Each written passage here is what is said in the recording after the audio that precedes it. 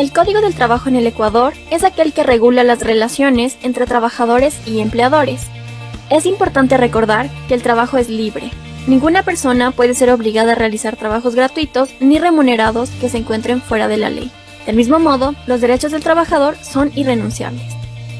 Para hacer un trabajo es necesario realizar contratos, entre los cuales tenemos los contratos indefinidos, que son la modalidad típica de trabajo estable, y los contratos temporales. Estos pueden ser por obra, por tarea o por trabajo realizado. El empleador está en la obligación de llamar a los trabajadores necesarios para una obra nueva. En caso de no llamarlo y si tiene la vacante, el trabajador puede solicitar despido intempestivo con su respectiva indemnización. Y si no acude, pierde el derecho a ser llamado a una obra nueva.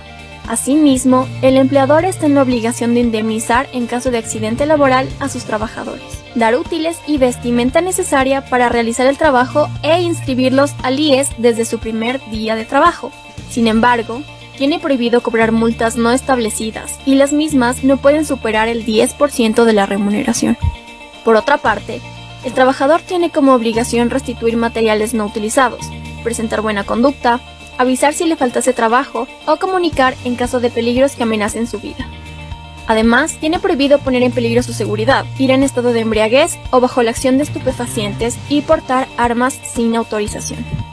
La jornada laboral máxima es de 8 horas diarias y 40 semanales. En el caso de jornada nocturna, esta puede tener la misma duración que la jornada diurna, pero con una remuneración del 25% más. En caso de horas extras, no pueden ser más de 4 horas al día y 12 horas a la semana. Su remuneración será el 50% más en el día y 100% más en la noche. En cuanto a las vacaciones, estas son de 15 días ininterrumpidos al año y se otorga un día más por permanecer 5 años en la misma empresa y un día extra por cada año siguiente. El empleador debe cancelar el sueldo antes de salir a las vacaciones.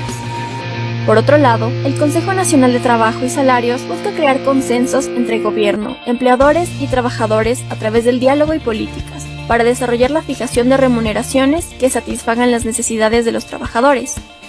En Ecuador, el Estado exige a las empresas privadas que repartan el 15% de sus ganancias para el beneficio de los trabajadores, y tienen derecho a recibir la 13ª remuneración o bono navideño, y 14ª remuneración o bono escolar, como bonificaciones adicionales equivalentes a la 12ª parte de su salario.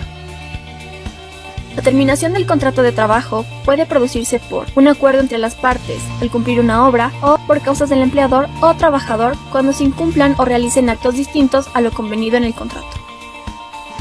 Cuando una persona deja su trabajo con previo aviso, se considera desahucio. En cambio, cuando el empleador termina la relación laboral sin causa o justificación alguna, se llama despido intempestivo, pero en ambos casos, el trabajador debe recibir un pago por sus años de trabajo. Con respecto a la jubilación, los trabajadores que por 25 años o más hubieran prestado servicios continuada o ininterrumpidamente tendrán derecho a ser jubilados por sus empleadores. Si falleciera un trabajador que se halla en goce de pensión jubilar, sus herederos tendrán derecho a recibir durante un año una pensión igual a la que percibiría el causante. Las pensiones jubilares no están sujetas al pago de impuesto alguno. Sobre las modalidades de trabajo tenemos de servicio doméstico, del trabajo a domicilio, de los artesanos, de los empleadores privados, de los agentes de comercio y corredores de seguros, de trabajo en empresas de transporte. El Estado garantizará la inclusión al trabajo de las personas con discapacidad, la contratación, el desempeño, el cumplimiento y las reclamaciones entre empleadores y trabajadores con discapacidad, sobre los riesgos y la responsabilidad del empleador. En este caso, son las eventualidades dañosas a las que está sujeto el empleador con ocasión o por consecuencia de su actividad, y por lo tanto tenemos las enfermedades profesionales, siendo estas infecciosas y parasitarias, de la vista, el oído y otras afecciones. Sobre las indemnizaciones. Se puede destacar que el empleador debe prestar asistencia en caso de accidente, sin derecho a reembolso al trabajador víctima del mismo.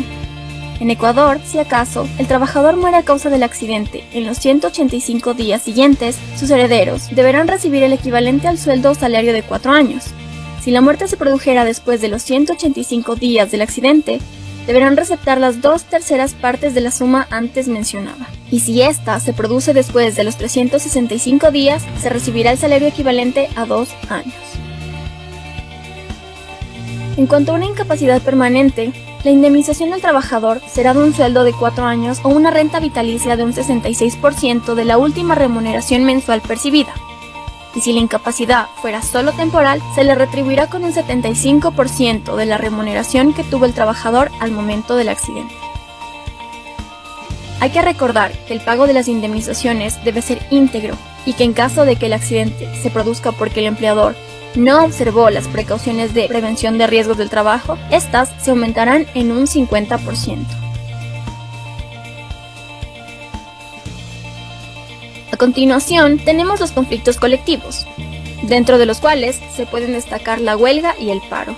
Es así que la huelga es el derecho a la suspensión colectiva del trabajo y existen varios tipos. Entre ellas se encuentran la huelga solidaria, que es a favor de los derechos de otra empresa, huelga ilícita, que es aquella que se torna violenta, y por último, la huelga en el sector público.